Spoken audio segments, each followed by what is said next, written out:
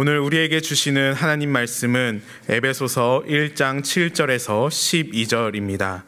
우리는 그리스도 안에서 그의 은혜의 풍성함을 따라 그의 피로 말미암아 속량 곧 죄 사함을 받았느니라. 이는 그가 모든 지혜와 총명을 우리에게 넘치게 하사 그 뜻의 비밀을 우리에게 알리신 것이요 그의 기뻐하심을 따라 그리스도 안에서 때가 찬 경륜을 위하여 예정하신 것이니 하늘에 있는 것이나 땅에 있는 것이 다 그리스도 안에서 통일되게 하려 하심이라. 모든 일을 그의 뜻의 결정대로 일하시는 이의 계획을 따라 우리가 예정을 입어 그 안에서 기업이 되었으니 이는 우리가 그리스도 안에서 전부터 바라던 그의 영광의 찬송이 되게 하려 하심이라. 아멘. 성부 하나님께서 우리에게 복을 주시고 우리를 창세 전에 택하셔서 당신의 자녀가 되게 하셨다면 성자 하나님은 우리를 당신의 피로 속량 곧 죄 사함을 받게 해 주셨습니다. 오늘 본문 7절이 이렇게 증거합니다. 우리는 그리스도 안에서 그의 은혜의 풍성함을 따라 그의 피로 말미암아 속량 곧 죄 사함을 받았느니라. 속량 즉 구속은 노예 시장에서 통용되던 말이었습니다. 당시 노예가 되는 과정은 노예의 자녀로 태어났거나 굉장히 큰 빚을 진 경우에 또한 전쟁에서 패전하여 포로가 된 경우가 대부분이었습니다. 예수님께서 공생애를 보내시던 때와 사도 바울이 에베소서를 보낸 1세기에 로마 즉 이탈리아에서는 인구의 3분의 1 정도인 200만 명에서 300만 명이 노예였다고 합니다. 그리고 로마 제국 전체로는 인구의 10%에 조금 못 미치는 5천만 명에서 6천만 명 정도가 노예였다고 합니다. 노예에서 속량, 우리말로 표현하면 면천되려면 본인이든 다른 사람이든 자기 주인에게 자신의 몸값을 지불해야 가능했습니다. 가끔은 귀족이 총명하고 뛰어난 노예를 사서 자기 자녀로 삼기도 했습니다. 영화 배너에서 집정관이 자기 목숨을 구해준 노예 신분의 배너를 자기 양아들로 삼은 것이 좋은 예입니다. 당시 에베소 교회 내에도 그리스도인들 중에서 노예 출신이 적지 않았을 것입니다. 그들에게 속량은 굉장히 감격적인 단어였고 살아있는 단어였을 것입니다. 구원자가 외부에 있다고 믿는 기독교에서 속량은 굉장히 중요한 말입니다. 단 한 명의 예외도 없이 모든 인간은 죄인이고 죄의 싹은 사망이기에 우리에게 기다리고 있는 것은 영원한 죽음이었습니다. 그런 우리를 속량해 주신 분, 영원히 건져 올려주신 분이 예수 그리스도이십니다. 그러나 불교를 비롯하여 구원자가 자기 내부에 있다고 믿는 종교에는 속량의 개념이 없습니다. 그래서 자신을 최대한 신적인 존재로 만들어 가려고 합니다. 그래야 자신을 구원할 수 있다고 생각하기 때문입니다. 가끔 저런 악질 같은 사람도 구원을 받을 수 있습니까? 저렇게 악한 사람이 하나님 나라에 들어간다면 나는 하나님 나라에 들어가지 않겠습니다 라고 말하는 사람을 만나곤 합니다. 그가 그렇게 말하는 것은 구원을 받을 자격이 있는 사람도 있지만 구원을 받을 자격이 없는 사람도 있다고 생각하기 때문일 것입니다.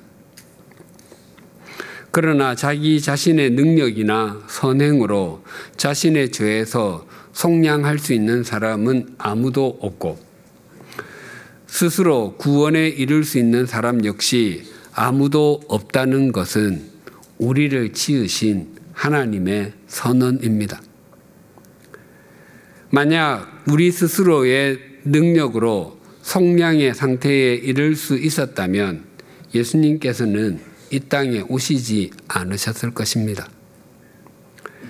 그런데 속량, 이것은 단지 죄에서 벗어나는 것 자체가 목적이 아니라 그 이후에 이 땅에서 마지막 숨을 내쉬고 하나님 앞에 설 때까지 완성해가는 구원을 포함하는 말입니다.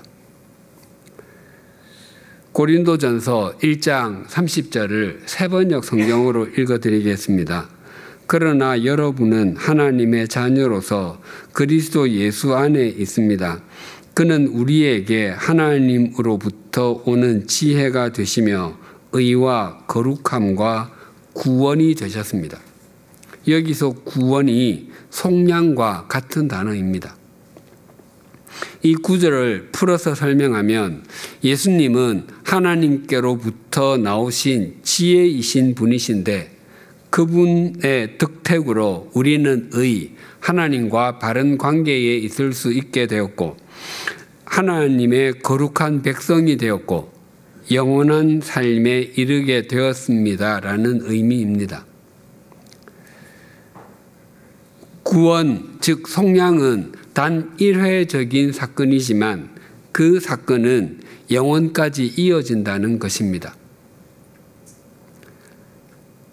적지 않은 그리스도인이 이렇게 말하거나 생각하곤 합니다. 내가 예수 그리스도의 피로 구원받은 것은 알겠는데 내 삶은 왜 요 모양 요 꼴입니까? 내가 예수님을 믿어서 더 나아진 것이 무엇입니까? 그렇게 생각하는 것은 속량, 구원의 사건이 일어났으면 그 다음에는 세속적으로도 무조건 이전보다 훨씬 나아야 한다고 생각하기 때문입니다. 하나님의 은혜로 출애굽한 이스라엘 자손도 그러하였습니다. 민수기 11장 5절과 6절입니다. 우리가 애굽에 있을 때에는 값없이 생선과 오이와 참외와 부추와 파와 마늘들을 먹은 것이 생각나거늘 이제는 우리의 기력이 다하여 이 만나 외에는 보이는 것이 아무것도 없도다 하니 출애굽 사건은 이스라엘 자손이 결코 잊을 수 없는 또한 그들에게 결코 잊힐 수도 없는 최고, 최대, 최상의 사건이었습니다. 그러나 출애굽 자체가 목적은 아니었습니다. 하나님께서 그들을 출애굽하게 하신 것은 그들이 가나안 땅에 들어가서 거기서 하나님의 백성답게 살아가게 하기 위함이었습니다. 그러나 그들의 가치관은 지극히 세속적이었습니다.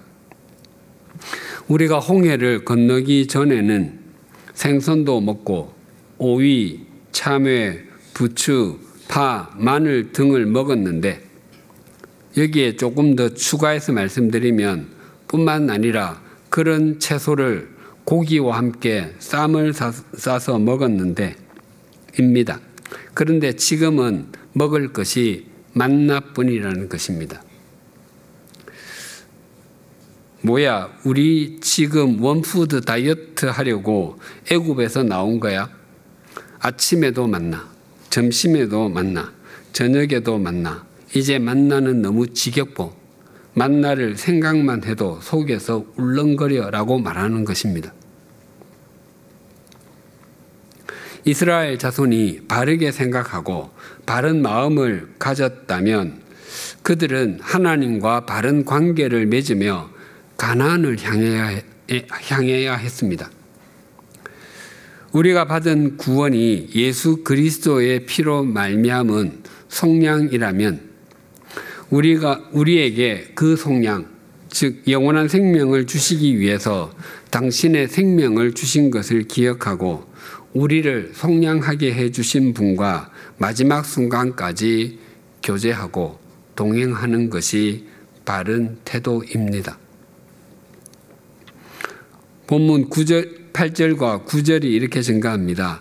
이는 그가 모든 지혜와 총명을 우리에게 넘치게 하사 그 뜻의 비밀을 우리에게 알리신 것이요 그의 기뻐하심을 따라 그리스도 안에서 때가 찬 경륜을 위하여 예정하신 것이니 하나님께서는 예수 그리스도의 피로 말미암아 우리를 죄의 노예에서 속량해 주셨습니다. 이처럼 하나님께서는 우리에게 풍성한 은혜를 베푸시는 분이십니다. 그런데 예수 그리스도의 속량과 하나님의 은혜의 풍성함이 끝이 아니라 우리에게 지혜와 총명으로 넘치게 하셔서 하나님의 뜻의 비밀까지 알게 하셨습니다. 즉 하나님께서 우리의 구원을 계획하시고 은혜의 풍성함으로 우리를 인도하셨을 뿐만 아니라 지혜와 총명이 넘치게 하셔서 그 비밀을 우리로 하여금 깨닫게 하셨다는 것입니다. 지혜는 하나님의 말씀과 뜻, 하나님의 행하심을 분별하는 능력이라 할 수 있습니다. 하나님께서는 모든 사람에게 하루 24시간을 공평하게 주셨습니다. 특별해 보인다고 하루를 30시간으로 받은 사람도 없고 부족해 보인다고 하루를 20시간으로 받은 사람도 없습니다. 그러나 모든 사람이 하루 24시간, 한 달 30일, 1년 365일을 동일하게 살아가지만 그 삶의 내용과 결과는 결코 동일하지 않습니다. 인생을 건져 올리는 사람이 있는 반면에 인생을 낭비하는 사람도 있습니다. 지혜를 활용하는 사람만 인생을 건져 올릴 수 있습니다. 또한 하나님께서는 우리 모두에게 동일하게 성경 66권을 주셨습니다. 성경의 전체 내용은 굉장히 방대합니다. 이 말씀 중에서 어떤 말씀을 붙들어야 하는가를 생각하면 아무 생각이 나지 않는 경우가 허다합니다. 그러나 지금 자신이 처한 상황에서 어떤 말씀을 붙들어야 하는지를 아는 것은 지혜의 능력입니다. 오래전 제가 전임 사역을 막 시작했을 무렵에 한 교우님이 교회로 전화하셔서 전도사님 큰일 났습니다. 제가 성경 말씀을 인용해서 말해야 하는 상황인데 이 상황에 꼭 맞는 구절 좀 찾아주십시오 라고 해서 제가 찾아드린 적이 있습니다. 당시에는 노랑, 연두, 파랑 등의 형광펜과 연필을 들고 성경을 읽곤 했습니다. 그리고 목적에 따라서 줄을 그어 놓기도 했습니다. 그러면 성경을 찾기가 쉬웠습니다. 물론 지금은 컴퓨터로 쉽게 찾을 수 있습니다. 내 삶에 그리고 내 가족을 비롯한 주변 사람들과 함께 나눌 말씀이 있다면 그분은 말씀의 지혜가 있는 것입니다. 총명은 하나님의 말씀과 뜻, 하나님의 행하심을 해석하는 능력이라고 할 수 있습니다. 하나님께서 우리에게 크고 작은 역사를 행하셔도 그것을 바르게 해석하고 수용하지 않으면 하나님의 역사하심이 신앙 성장과 성숙에 아무런 도움이 되지 않습니다. 그래서 동일한 사건을 두고도 그것을 어떻게 해석하느냐에 따라서 하나님께서 역사하심으로 받아들여 믿음이 성숙하기도 하고 우연한 사건으로 받아들여 믿음이 점점 옅어지거나 얕아질 수도 있습니다. 우리의 믿음 생활에 감정적인 요소는 참 중요합니다. 하나님과 하나님께서 행하신 일을 묵상하다가 나를 위해 행하신 일이 너무 크고 놀라워 감격하기도 하고, 예수 그리스도의 십자가와 십자가의 예수 그리스도를 묵상하다가 주님의 고난이 깊이 다가와 눈물을 쏟기도 합니다. 또한 깊이 기도하다가 이전에 느끼지 못했던 감정을 경험하기도 합니다. 또 과거의 부흥회 때에 자주 들었던 말 중에 이런 것들이 있습니다. 따지지 말고 콱 믿으세요. 주여 믿습니다라고 고백하고 무조건 순종해 보세요. 하나님께서 역사하십니다. 마음에 감동이 오시는 분은 작정해 주십시오. 이런 것들이 있었습니다. 이처럼 믿음 생활에 감정적인 요소가 있고 그것이 신앙 성숙의 계기를 만들어 주기도 합니다. 그러나 믿음 생활에는 이성적인 요소가 감정적인 요소보다 훨씬 더 많습니다. 또한 믿음은 인격적인 관계입니다. 어떤 사람을 인격적으로 신뢰하지 않는다면 그 사람의 말도 믿기가 쉽지 않습니다. 사기꾼이 말을 아무리 화려하게 한다 한들 그의 말은 신뢰받기가 어려울 것입니다. 반면에 평소에 말과 행동이 또한 믿음과 행동이 일치하는 사람의 말은 아주 많이 신뢰를 받을 것입니다. 물론 사람과 사람의 말이 100% 옳은 경우는 없습니다. 그래서 사람과 사람의 말은 100% 신뢰의 대상이 될 수 없습니다.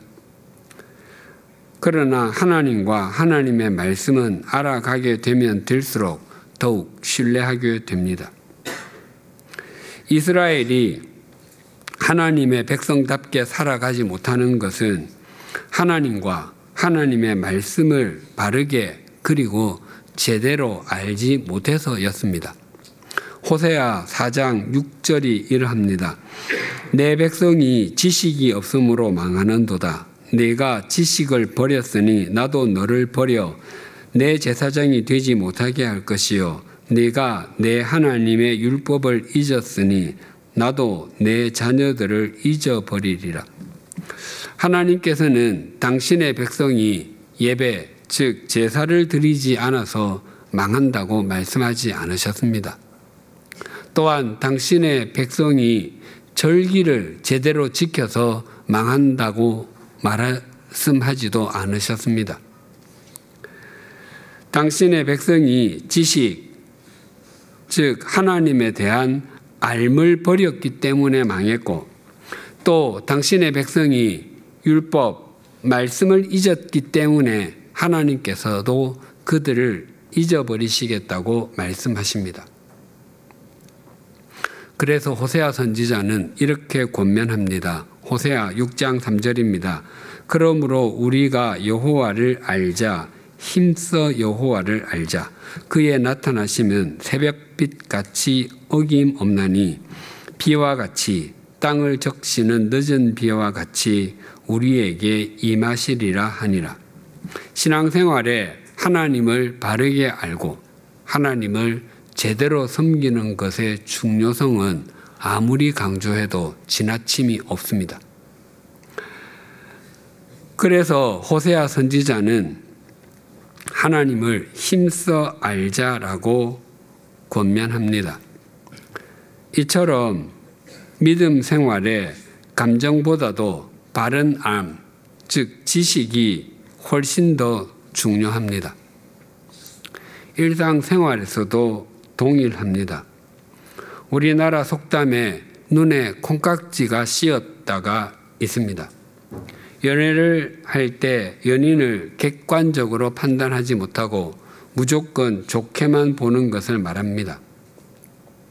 반면에 미국의 정치가인 벤자민 프랭클린은 이렇게 말했다고 합니다. 결혼 전에는 눈을 크게 뜨고 결혼 후에는 눈을 반쯤 감아라. 눈을 뜬다는 것은 상대를 바르게 알아야 한다는 의미일 것입니다. 그래야 상대를 깊고 넓게 사랑할 수 있기 때문입니다. 상대를 사랑한다는 것은 이성이나 논리, 분별을 무시하고 감정으로만 대하는 것이 아니라 철저하게 논리, 이성, 분별 위에서 바른 관계를 맺어가는 것이기 때문입니다. 사랑에는 여러 가지 특징이 있지만 그 중에 가장 강력한 특징 중에 하나는 동등함을 유지하는 것입니다. 성자 하나님은 사람을 사랑하셨기 때문에 사람이 되심으로 동등해지셨습니다. 동등함을 인정하지 않는 것은 동정입니다. 동정은 내가 우위에 있다고 생각하고 상대를 내려다보는 것입니다. 동정은 결코 사랑이 아닙니다. 사랑과 동정은 비슷한 모습을 지니고 있을지라도 실상 그 의미는 정반대입니다. 사랑은 차이가 나는 것을 견디지 못합니다. 공부한 길이가 차이 날 수 있고 소유가 차이 날 수도 있습니다. 그러나 그 마음이 차이가 나는 것을 견디지 못합니다. 그래서 결혼 후에 결코 해서는 안 되는 말은 결혼해 줬다든지 구제해 줬다와 같은 것입니다. 그것은 동등함의 언어가 아니라 동정의 언어이기 때문입니다. 우리나라의 한 방송국과 의과대학 정신과 교수의 실험과 연구에 의하면 사랑의 콩깍지 수명, 즉 사랑의 감정의 수명은 300일 정도 되는 것으로 밝혀졌습니다. 연애 초기에는 대뇌 중에서 본능을 자극하는 부분이 활성화되었지만 7개월이 넘어서자 이성을 판단하는 부분이 활성화되었다고 합니다. 그래서 동일하게 키스를 할 때도 7개월까지는 심장 박동수가 아주 높지만 7개월 후에는 현저하게 떨어진다고 합니다. 아마 연애를 할 때의 나이에 따라서 또 연애의 경험 횟수에 따라서 사랑의 콩깍지의 수명은 훨씬 짧아질 것입니다. 믿음 생활에서도 마찬가지입니다. 온몸이 떨리는 듯한 감동도 있고 걷잡을 수 없이 눈물이 흘러내릴 때도 있으며 누군가가 나를 붙잡고 계시고 나를 인도하고 계신다는 것이 또렷한 확신으로 다가올 때도 있습니다. 그러나 그것이 전부가 아닙니다. 만약 그것이 전부라면 하나님께서 우리에게 이렇게 두꺼운 성경을 주셨을 리가 없습니다. 주셨어도 구원에 필요한 내용만 요약 정리해서 20페이지 미만으로 주셨을 것입니다. 그리고 우리는 예배를 드릴 때마다 성경을 펼 필요도 없고 주여 3창, 아니 주여 100창 정도 하고 큰 소리로 기도를 드린 후에 서로 물어보면 됩니다. 형제님은 얼마나 진한 느낌이 있었습니까? 나는 내 마음에서 지진이 일어나는 줄 알았다니까요. 자매님은 얼마나 눈물을 많이 흘리셨습니까? 나는 내 눈에서 흐르는 눈물이 얼마나 많았는지 장마가 지는 줄 알았습니다. 또한 우리에게 지혜와 총명이 필요 없었다면 하나님께서 우리에게 이렇게 이해하기 쉽지 않은 에베소서를 성경으로 주시지 않으셨을 것입니다. 8절과 9절을 다시 봉독하겠습니다. 이는 그가 모든 지혜와 총명을 우리에게 넘치게 하사 그 뜻의 비밀을 우리에게 알리신 것이요 그의 기뻐하심을 따라 그리스도 안에서 때가 찬 경륜을 위하여 예정하신 것이니 하나님께서 우리에게 지혜와 총명으로 넘치게 하신 이유는 그 뜻의 비밀을 알리시기 위함이라고 하십니다. 비밀이라는 단어를 국어사전에서 찾으면 숨기어 남에게 드러내거나 알리지 말아야 할 일, 또는 밝혀지지 않았거나 알려지지 않은 내용이라고 되어 있습니다. 그러나 본문이 말하는 비밀을 비롯하여 신약 성경에 기록된 비밀은 대부분 이런 사전적인 의미가 아닙니다. 비밀이 헬라어로 미스테리온인데 여기서 파생된 영어 단어가 미스테리, 신비입니다. secret, 비밀은 무엇인지를 보기만 하면 알 수 있지만 보지 못해서 또는 보여주지 않아서 모르는 것을 의미합니다. 그러나 미스테리, 신비는 보고도 또는 보여주어도 그것이 무엇인지 또는 그 의미가 무엇인지를 모르는 것입니다. 그래서 성경에 나오는 비밀은 대부분 신비에 가깝습니다. 그래서 저는 성경에 비밀, 미스테리온이라는 단어가 나올 때마다 제 마음속으로는 신비로 바꾸어서 이해하곤 합니다. 성경에서 말하는 이 비밀은 인간의 생각으로는 결코 이해할 수 없는 것을 의미하지 않으면서도 인간 스스로의 지혜로는 발견할 수 없는 것입니다. 즉, 이 비밀, 즉 신비는 깨달으면 너무 쉬운 내용인데 깨닫지 못하면 한없이 어렵습니다. 내용이 어려워서 어려운 것이 아니라 스스로는 깨달을 수 없기 때문에 어렵습니다. 누가복음 8장 9절과 10절입니다. 제자들이 이 비유의 뜻을 물으니 이르시되 하나님 나라의 비밀을 아는 것이 너희에게는 허락되었으나 다른 사람에게는 비유로 하나니 이는 그들로 보아도 보지 못하고 들어도 깨닫지 못하게 하려 함이라. 이것은 예수님께서 4가지 종류의 땅에 떨어진 씨 비유에 대해서 말씀하신 후에 하신 것입니다. 예수님께서는 하나님 나라의 비밀, 즉 신비를 제자들에게는 알려주셨지만 다른 사람들에게는 아는 것을 허락하지 않으셨다고 말씀하십니다. 그래서 바리새인들과 율법학자들을 비롯한 다른 사람들은 예수님의 가르침을 제자들과 함께 들었지만 그 뜻을 이해할 수 없었습니다. 그들은 제자들보다 훨씬 높은 학식을 갖고 있었음에도 예수님의 가르침을 이해할 수 없었습니다. 그 이유는 그것이 하나님 나라의 비밀, 즉 신비이기 때문이라고 말씀하셨습니다. 송명희 시인이 가사를 쓴 그 이름이라는 복음성가가 있습니다. 이 찬양 가사에 비밀이라는 단어가 반복해서 나오는데 비밀을 신비로 바꾸어서 읽어보겠습니다. 예수 그 이름 나는 말할 수 없네. 그 이름 속에 있는 신비를, 그 이름 속에 있는 사랑을, 그 사랑을 말할 수 없어서 그 풍부함 표현 못해서 신비가 되었네. 그 이름 신비가 되었네. 사람들 그 이름 건축자의 버린 돌처럼 버렸지만 내 마음에 새겨진 이름은 아름다운 보석, 내게 있는 귀한 신비라. 내 마음에 숨겨진 기쁨, 예수 오 그 이름 나는 말할 수 없네. 그 이름의 신비를, 그 이름의 사랑을.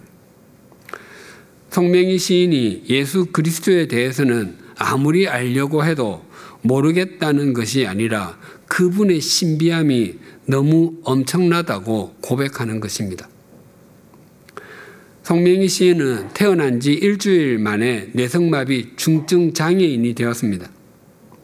왜 하필이면 나에게 이런 중증 장애가 찾아왔느냐라며 주님을 원망하고 살아가야 할 것 같은데 시인은 자신이 사람들에게 외면당했던 일을 통해서 영원한 모퉁이 돌이심에도 건축자도 외면해버린 주님의 외면당하심을 이해하게 되었고 자신의 고통을 통해서 주님의 고통을 그 누구보다도 깊이 이해하게 되었다고 합니다. 그래서 주님의 이름이 자신에게는 신비이고 기쁨이고 보석이라고 고백하는 것입니다. 또 송명희 시인은 나라는 찬양에서 이렇게 고백했습니다. 나 가진 재물 없으나, 나 남이 가진 지식 없으나, 나 남에게 있는 건강 있지 않으나, 나 남이 없는 것 있으니, 나 남이 못 본 것을 보았고, 나 남이 듣지 못한 음성 들었고, 나 남이 받지 못한 사랑 받았고, 나 남이 모르는 것 깨달았네. 공평하신 하나님이 나 남이 가진 것 나 없지만 공평하신 하나님이 나 남이 없는 것 갖게 하셨네. 자신의 의지대로는 몸을 움직이지도 못하는 중증 장애를 갖고 있음에도 하나님이 공평하다고 고백할 수 있는 것은 복음과 구원의 신비를 깨달았기 때문일 것입니다. 주님의 구원과 복음은 참으로 신비스럽습니다. 우리가 구원받은 하나님의 자녀가 된 것을 확신하게 되고, 예수님께서 이 땅에 오셔서 십자가를 지신 것은 바로 나의 죄를 대속하기 위함이라는 것이 믿어지면 하나님의 비밀, 하나님의 신비를 체험하게 됩니다. 세상 사람은 결코 알 수 없는 신비가 우리에게 있습니다. 우리가 오늘 이 예배의 자리에 있게 된 것은 하나님의 신비한 역사의 결과입니다. 저는 저 같은 사람이 목회자가 되고 하나님의 말씀을 전하는 사람이 된 것이 아무리 생각해도 신비스럽기만 합니다.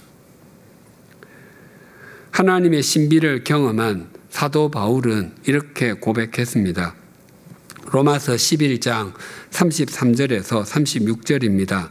깊도다 하나님의 지혜와 지식의 풍성함이여 그의 판단은 헤아리지 못할 것이며 그의 길은 찾지 못할 것이로다. 누가 주의 마음을 알았느냐? 누가 그의 모사가 되었느냐? 누가 주께 먼저 드려서 갚으심을 받겠느냐? 이는 만물이 주에게서 나오고 주로 말미암고 주에게로 돌아감이라. 그에게 영광이 세세에 있을지어다. 아멘. 이 말씀의 앞부분 깊도다 하나님의 지혜와 지식의 풍성함이여를 이렇게 표현할 수 있습니다. 깊도다 하나님의 신비여.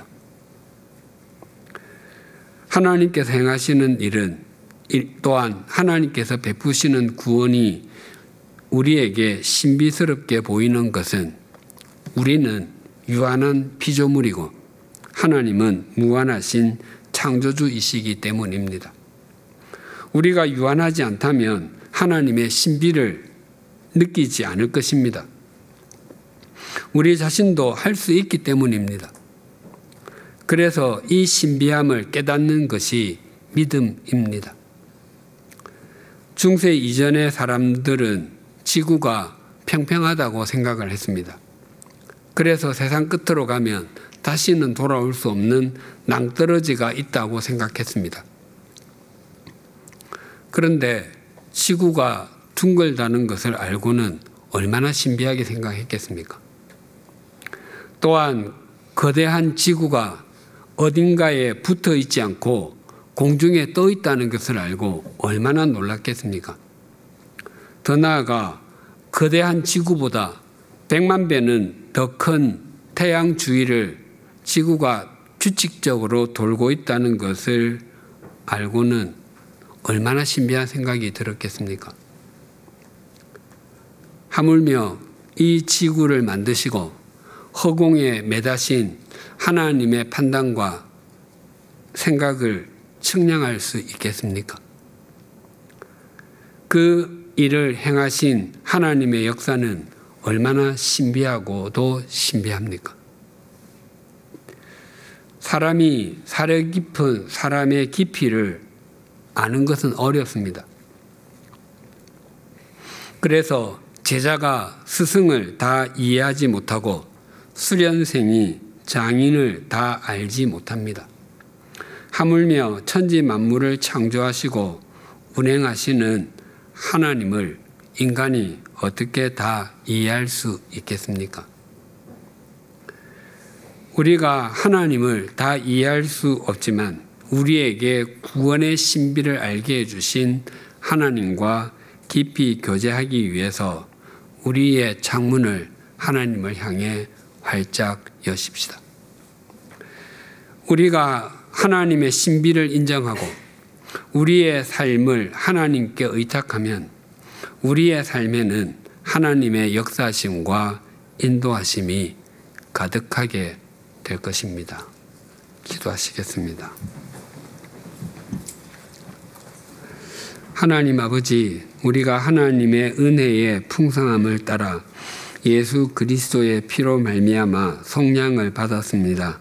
그러나 그것으로 끝내지 않으시고 우리에게 지혜와 총명이 넘치게 하셔서 하나님의 뜻의 비밀을, 아니 신비를 알게 해주셔서 감사합니다. 우리의 믿음 생활의 길이가 길어질수록 하나님께서 베풀어 주시는 지혜와 총명이 점점 더 풍성해지게 하여 주시옵소서. 그래서 우리의 삶의 모든 영역에서 진리의 열매와 생명의 열매를 건져 올리게 하여 주시옵소서. 또한 우리의 삶에 일어나는 크고 작은 일들을 신앙적으로 바르게 해석함으로 우리의 믿음이 더욱 성장하고 성숙하게 하여 주시옵소서.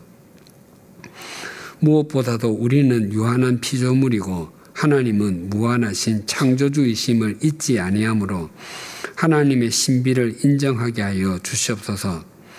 우리는 우리가 생각해도 참 연약하고 부족한 존재이며 허물은 셀 수 없이 많습니다. 그런 우리가 어떻게 하나님의 신비를 알고 누리는 은총을 입었는지 그 하나님의 역사를 청량할 수 없습니다. 우리가 날마다 우리 자신을 주님께 온전히 의탁함으로 우리의 삶에 하나님의 역사하심과 인도하심이 가득하게 하여 주시옵소서. 예수님의 이름으로 기도드립니다. 아멘.